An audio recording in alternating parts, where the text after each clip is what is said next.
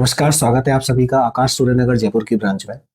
अभी जो रीनीट 2026 का एग्जाम हुआ था, हमारे बच्चों ने बहुत अच्छी परफॉर्मेंस दी और उसमें से कुछ बच्चे आज मेरे साथ प्रेजेंट हैं। तो सामने मेरे है Gaurav Jain. Hello Gaurav. Hello sir.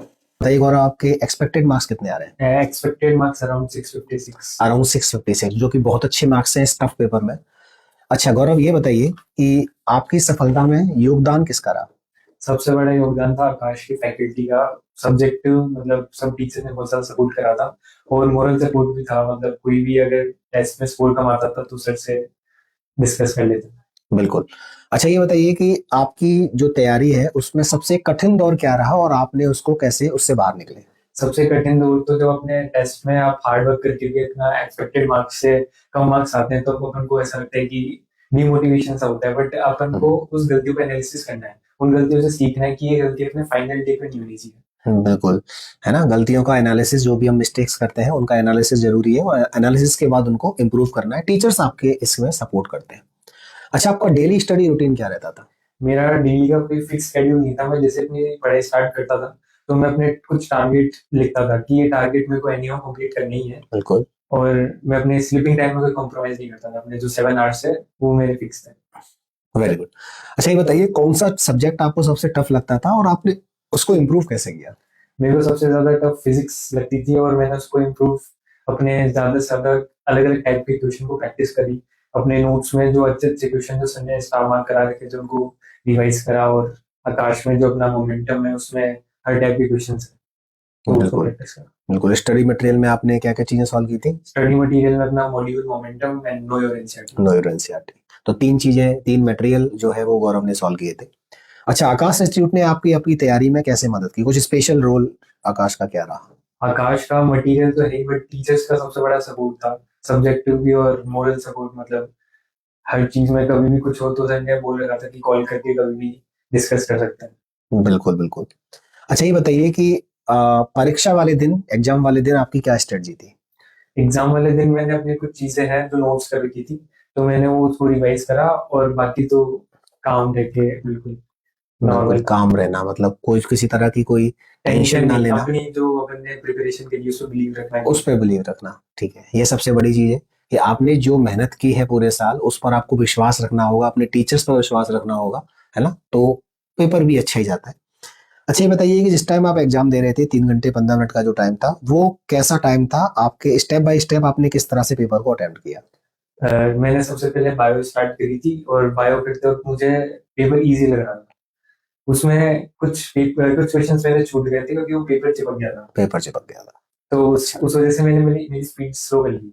हम्म। फिर मैं केमिस्ट्री में आया। केमिस्ट्री में थोड़े अच्छे क्वेश्चंस थे एक दो तो मीडियम केमिस्ट्री थी। फिर हम्म। फिजिक्स हार्ड थी। हम्म। ठीक है। तो फिजिक्स में स्टार्टिंग में आपको क्वेश्चन करने में प्रॉब्लम हो रही थी?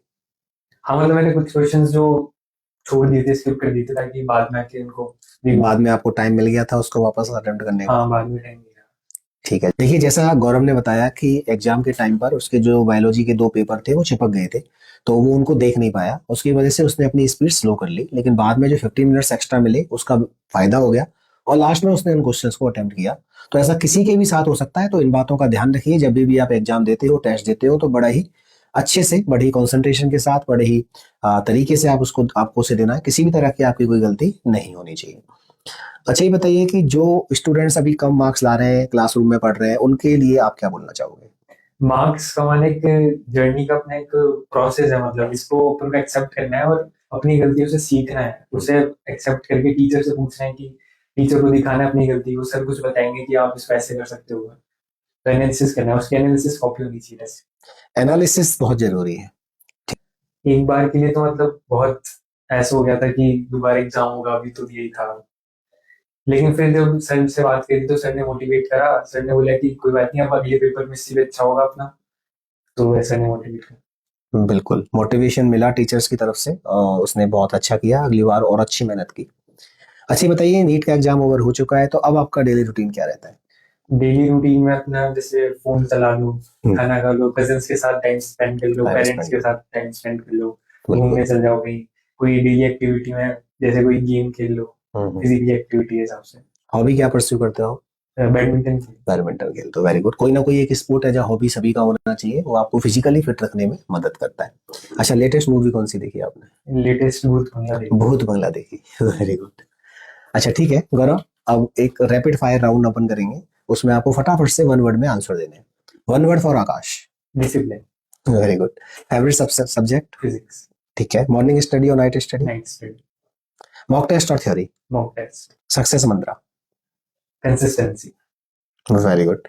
अच्छा, एक गलती ऐसी बताइए जो नीट स्टूडेंट को नहीं करनी चाहिए। कभी भी एनसीईआरटी को स्किप नहीं करना चाहिए। एनसीईआरटी के हर एक क्वेश्चंस को, यहाँ तक कि फिजिक्स और केमिस्ट्री के हर एक क्वेश्चंस में जो एनसीईआरटी के होते हैं वो करना चाहिए। एनसीईआरटी को आप स्किप ना करें। और क्या चीज? और जो अपनी डेली जो क्लासरूम होती है अपने, हर एक क्लास को लेना है और स्किप बिल्कुल नहीं करना है। जो टीचर ने आज पढ़ाया है उसको घर जाके रिवाइज करना है। बिल्कुल। और उसमें जो समझ नहीं आया उसको अगले दिन टीचर से डिस्कस करना है। बिल्कुल। सर से पूछना है, वो डाउट रखना ही नहीं है बिल्कुल। रखना नहीं है। और एक भी टेस्ट स्किप नहीं होना चाहिए। और हर एक टेस्ट का एनालिसिस। इससे पहले तो क्लासेस जो है वो कभी भी आपको मिस नहीं करनी है, हर एक क्लास को अटेंड करना है, क्योंकि आज आप क्लास मिस करते हो तो अगली क्लास आपको समझ में नहीं आती है। दूसरा, क्लास का रिवीजन प्रॉपर होना चाहिए।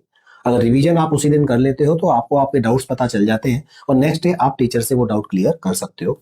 तीसरा, आपको कोई भी टेस्ट मिस नहीं करना है।